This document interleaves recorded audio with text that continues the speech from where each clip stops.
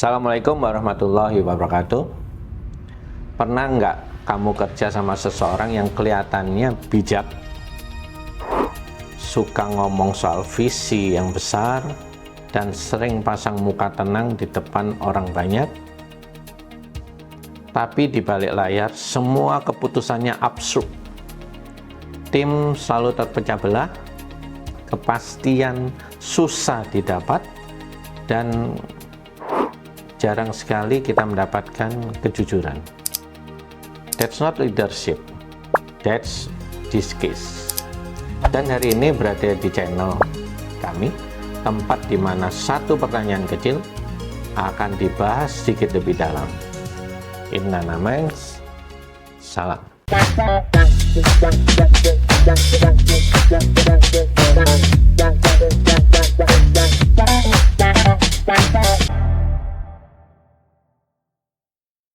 Leader tersebut kita indikasikan dengan indikator mereka pandai berpura-pura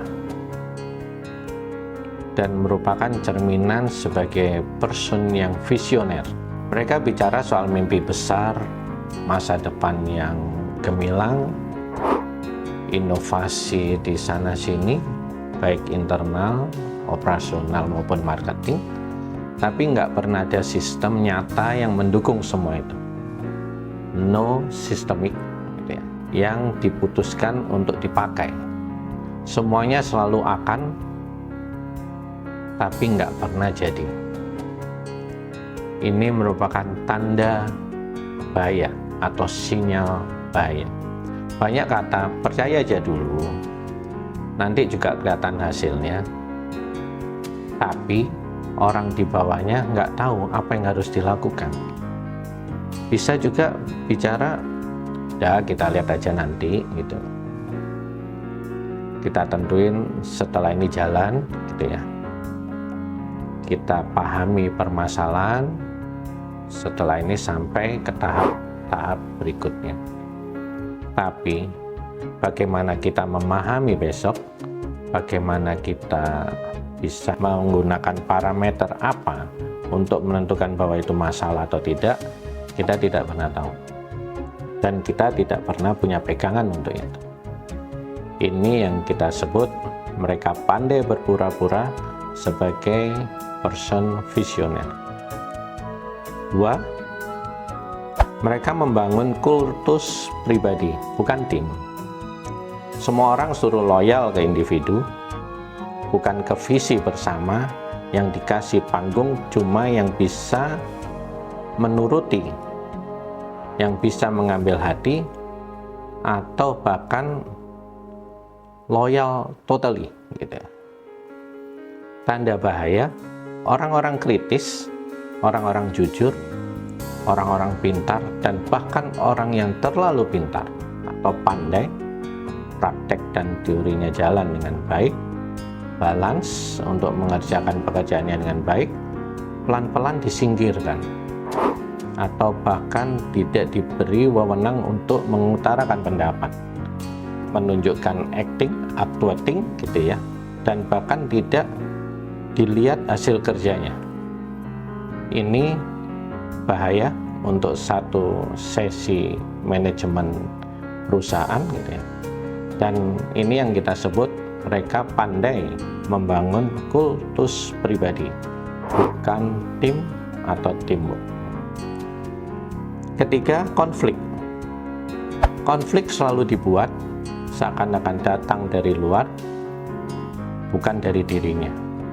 Kalau ada masalah, pasti salah karyawan, vendornya, klien, bahkan kondisi alam mungkin, atau bahkan lingkungan, momen, time, itu yang disalahkan. Nggak pernah ada kalimat, oke, itu salah saya, kita pelajari apa permasalahannya, kita jadikan ini pembelajaran, kita atur lagi strategi ke depan, go ahead, kita jalan ke depan.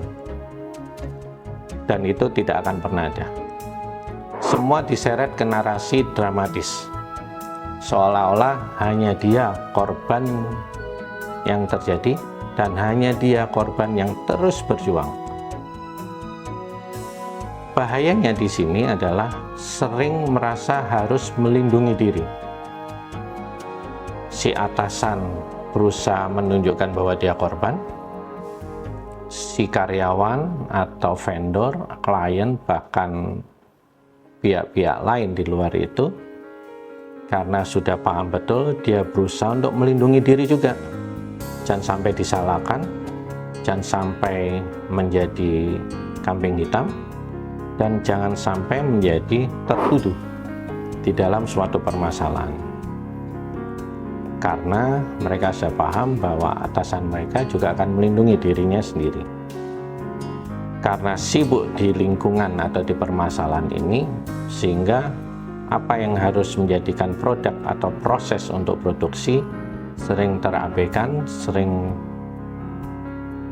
tidak terkendali, bahkan tidak terkontrol dengan baik. Transparansi dianggap ancaman. Sistem keuangan, alur kerja, atau keputusan penting sekalipun semuanya gelap, kosong, tidak ada transparan. Kalau ditanya, jawabannya muter-muter. Transparansi dianggap sesuatu yang menyimpang dari sistem yang ada, bahkan dianggap suatu pembangkangan. Tanda bahaya dari ini adalah orang nggak ngerti lagi struktur gaji, project timeline, atau siapa yang bertanggung jawab atas apa yang terjadi. Bukan hanya apa yang terjadi, kita akhirnya terbentuk suasana kerja di mana kita nggak tahu lagi siapa yang harus tanggung jawab atas apa yang akan terjadi. Bukan yang sudah terjadi dan apa yang akan terjadi. Itu yang terjadi. Ini kami sampaikan atau kami beri nama adalah transparansi dianggap ancaman. Dan terakhir adalah hasil dari 4 hal tadi, tim jadi stagnan, burnout, turnovernya tinggi. Ini maksudnya di sini adalah tim sudah tidak tahu lagi harus bergerak kemana, seakan-akan berdiri di tempat atau berjalan di tempat. Burnout artinya kita sudah bekerja keras, semua diluapkan, dan semua menjadi panas, membara gitu ya. Tapi kita tetap stagnan, tetap berdiri di tempat semula, atau tetap jalan lari di tempat semula.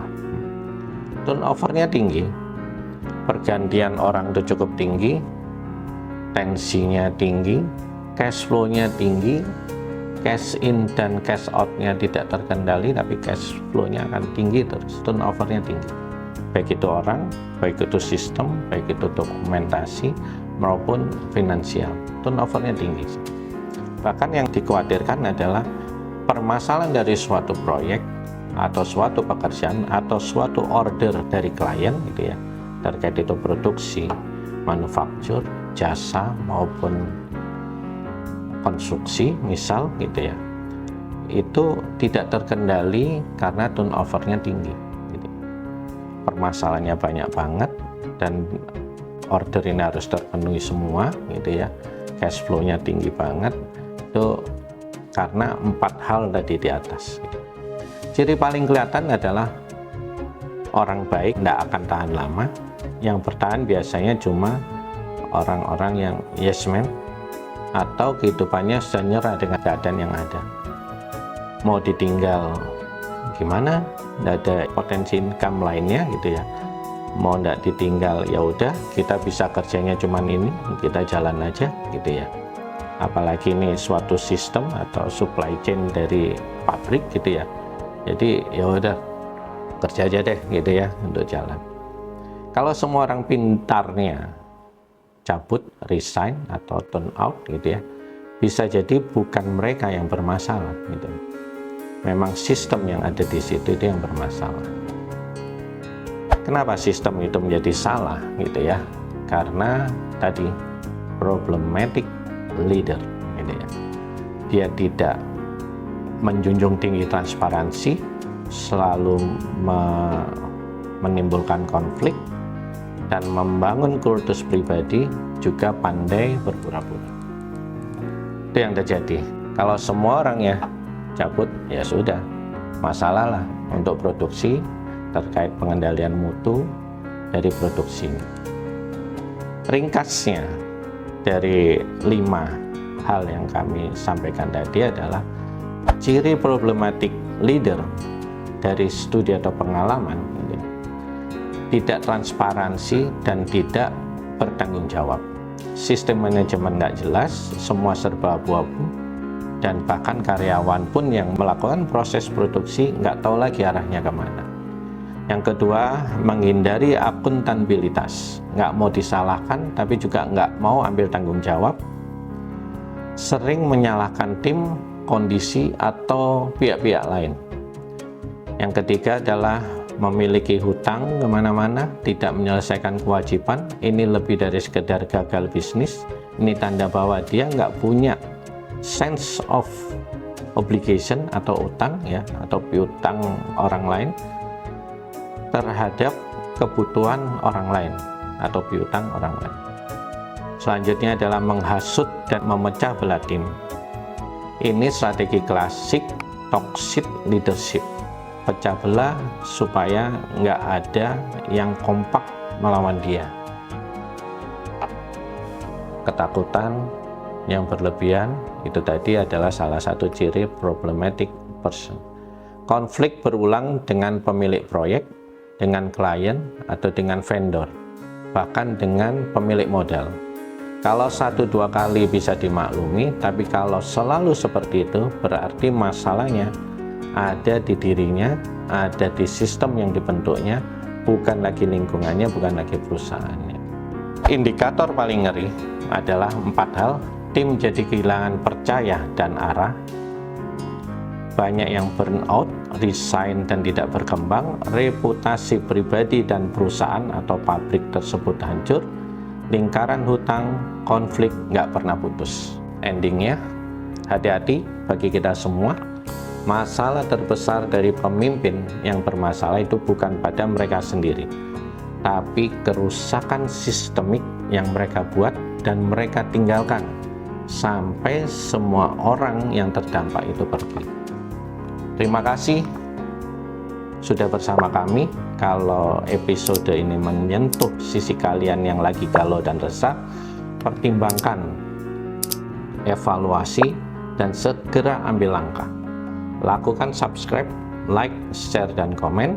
Sampai ketemu di episode selanjutnya. In Nana Minds, stay mindful, stay human.